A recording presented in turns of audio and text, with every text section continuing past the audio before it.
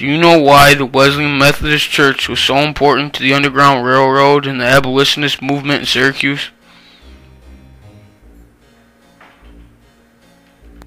The Wesleyan Methodist Church was a stop on the Underground Railroad and is located near Columbus Circle on East Onondaga Street. The church was founded in 1846 by Luther Lee. He also was pastor of the church between 1852 and 1855. He helped 30 slaves in 1 month. He had them stay at his house or at the church in the basement. In the late 1800s, Charles Merrick donated stained glass windows along with a lot of money to aid slaves in achieving freedom. In 1898, there was a fire at the church that damaged some of the artifacts created by fugitive slaves.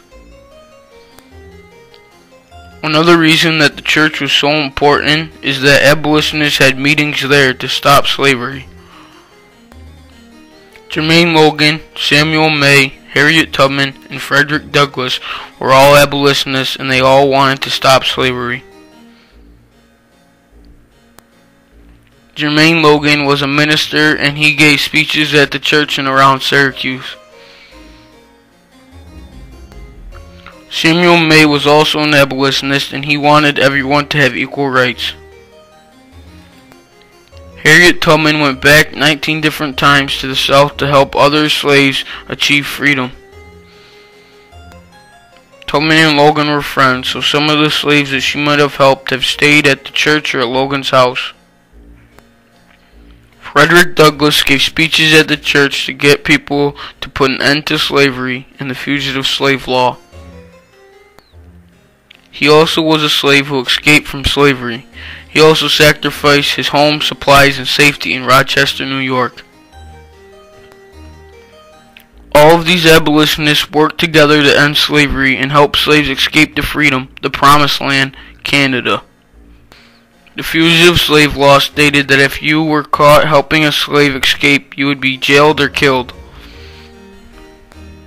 This is one of the reasons that there were so many more followers than there were leaders during slavery. People may not have agreed with slavery, but that does not mean that everyone wanted to stop it. Some of the leaders put out candles, quilts, and used word of mouth to let the slaves know when conditions would be good for them to come in. All of these tools helped slaves on their road to freedom. Luther Lee was an abolitionist during slavery. In the basement of the church, you can find a hollowed-out room where slaves stayed. In this room, slaves carved faces in the stone walls, and now they are preserved in the Onondaga Historical Association Museum. Nobody knows what the carvings are of. Some people believe these carvings could be of their own faces, their slave masters, the family that they left behind, or maybe it is people who have been helping them on the way to freedom. In addition, a slave carved a bench into the floor so the slaves could be a little bit more comfortable in hiding. The basement was wet and it had a foul smell.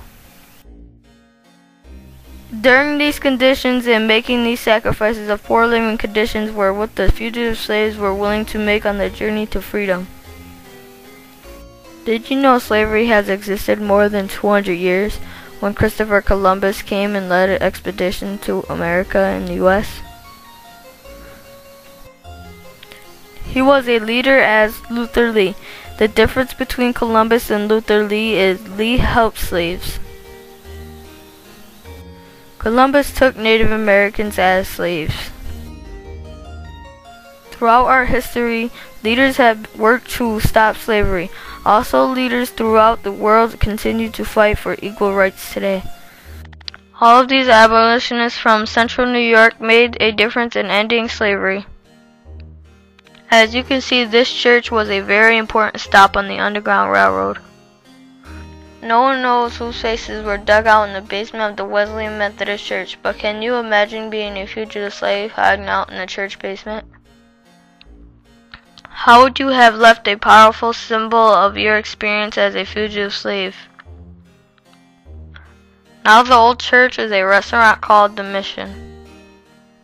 The mission fits the history of the church because everyone that went there were on a mission to get to freedom, and the people that went there on a mission helped people to get to freedom.